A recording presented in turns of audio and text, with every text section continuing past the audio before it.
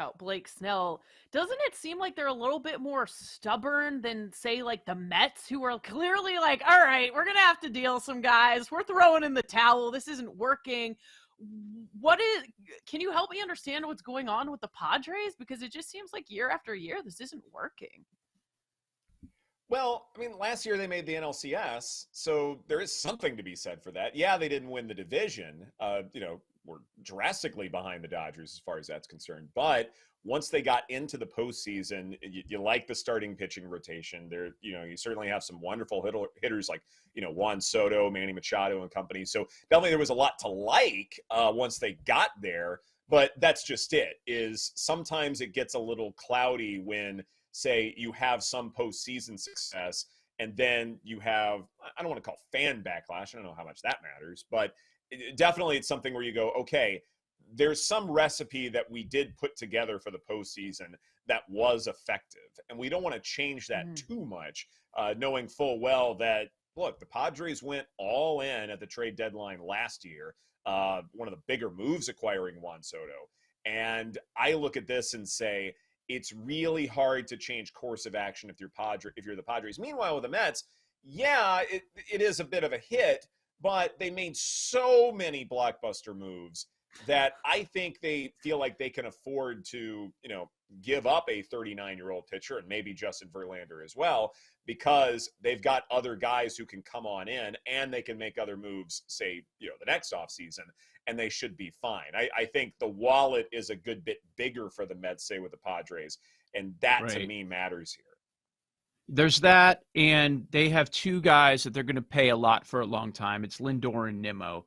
And for the Padres, It's three, Machado, Tatis, Bogarts. And here's the other thing we're not talking about. And yes, you shouldn't overreact to a small sample size. But, oh, by the way, the Padres swept the Rangers over the weekend. And they're now 5 games out of the wild card. When last week, much of the conversation was them being 7. Like, that matters. Good point. That changed things a little bit. And that's why I think the odds shifted on Snell and Hader to stay in San Diego.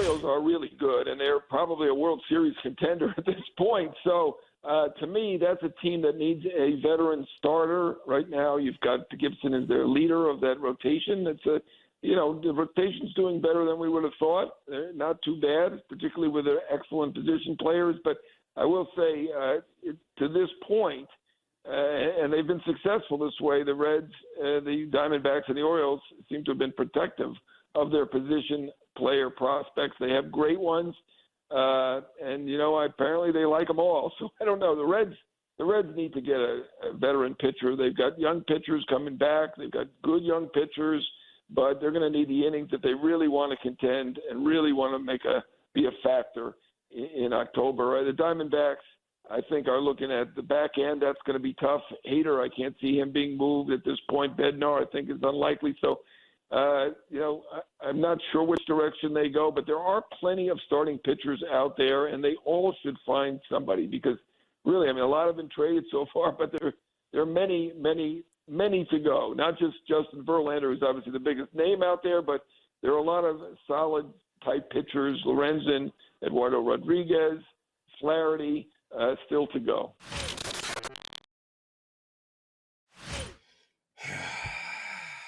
Hell no. It's not going to happen. While we want to embrace the small sample sizes, I think the voting would suggest that they're going to go in another direction, because not only must Scherzer go full-on Mad Max, but no one else can pitch at a high level. And I can, with a moment, I can come up with like 3 or 4 names where I can point to, like a Garrett Cole or someone where I'm like, hey, they may also actually pitch well, but they're going to get the edge because they were there for the entire season.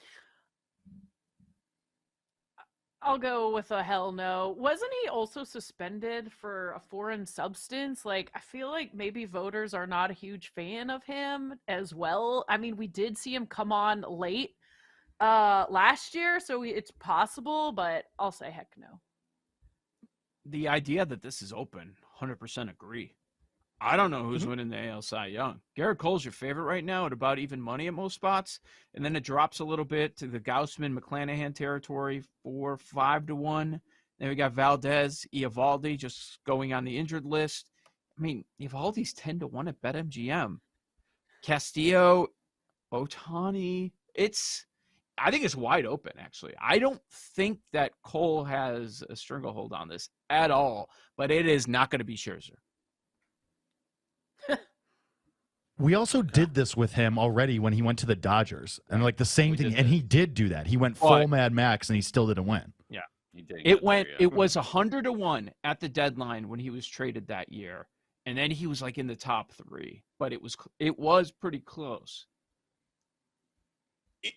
We are traditionalists enough where we will still remember he wasn't there for the entire season. That's going to stick in the craw of enough voters. And that to me is the difference. Not that he can't go full Mad Max, not that he can't be the best pitcher in the American League, but the structure there is not good. And he may not, by any stretch, have a dynamite start to the season. And so it makes a lot of sense for the Jets to bring on Dalvin Cook. But even though you've got this experienced veteran running back who's accomplished a lot already in the NFL, here's someone who may have a really short shelf life in a Jets uniform, waiting for Breece Hall, a much younger running back, to come back from his ACL recovery. And that means that Cook gets what? Like a few meaningful games to start the season, and then Breece Hall becomes the workhorse once again. What does that say for Dalvin Cook that now it's sort of, taking on a few weeks, and then he could very well be traded by the NFL's trade deadline? That's a really tough place for a veteran running back to be in. What if he can only get a 1-year contract? If that's all that's out there, he might have to take that. Do you think they would handle it that way because they have him on that rookie deal, that once Breece Hall's ready to go, that he would be the workhorse maybe a month into the season if we're going to play out that scenario? Wouldn't you just work him in slower? And like the Rams approach that they would always take and have a guy ready. Okay, now you're our guy maybe the last month of the regular season. Mm-hmm. No, I agree, I think it because makes a whole lot of especially at the sense. running back position, those guys could get injured any given week, and to have two guys potentially ready to go, or it just, I think it's a smart decision if they decide to go that route. Like, why not at this point? You've got an awesome running back under a rookie deal, and then you have Dalvin Cook come in who you can rely on just in case you don't have to rush Breece Hall back. I think it's smart. I like it.